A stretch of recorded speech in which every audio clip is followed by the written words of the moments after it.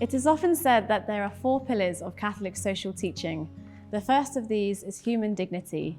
The recent document published by the Vatican, Dignitas Infinita, explained the profound consequences that arise from the fact that we are all made in the image of God and are endowed with an inherent dignity. We all have a responsibility to protect and promote human rights, including the right to life, which are a consequence of our God-given dignity. The political authorities have particular responsibilities.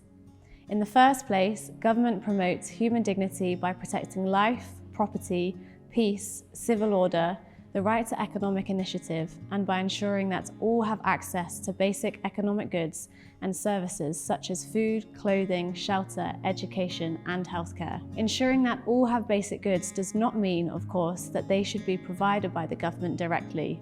Normally, people obtain access to goods and services through earnings from work, from family members, or in the case of health and education, often from the church or civil society institutions. Recognizing this, in turn, helps us understand our responsibilities to promote human dignity as employers, businesses, in civil society, and within our own families.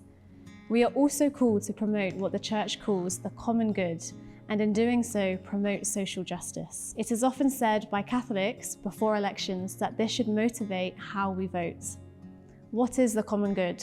The common good is not just Catholic language for the general welfare or for thinking about the whole community rather than yourself. Specifically, according to the Catholic Church, the common good embraces the sum of those conditions of the social life whereby men, families, and associations more adequately and readily may attain their own perfection.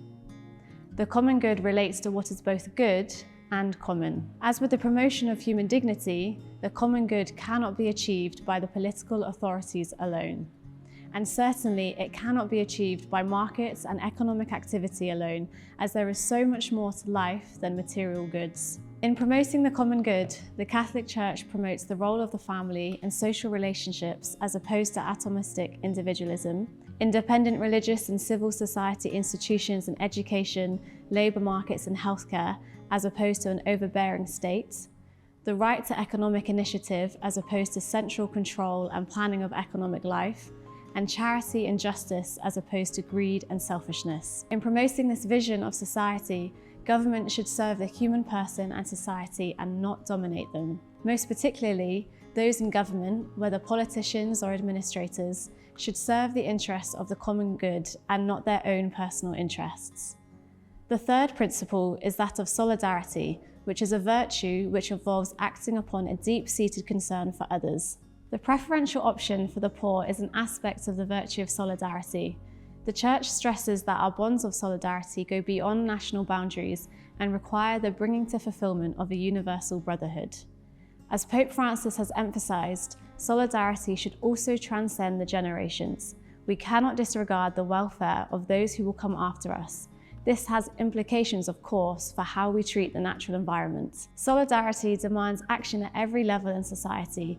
It is as Pope John Paul II wrote, not a feeling of vague compassion or shallow distress, it is a firm and persevering determination to commit oneself to the common good. That is to say, to the good of all and of each individual, because we are all really responsible for all. As with the common good, it is an error which impoverishes society to assume that expressions of solidarity are only or indeed mainly, the responsibility of the state. Solidarity in all its richness, together with genuine fraternity and socialization, needs to be intermediated by a much wider range of institutions than by the state alone, the function and the modus operandi of which is quite specific. Pope Benedict XVI wrote, "Solidarity is first and foremost a sense of responsibility on the part of everyone with regard to everyone, and it cannot therefore be merely delegated to the state."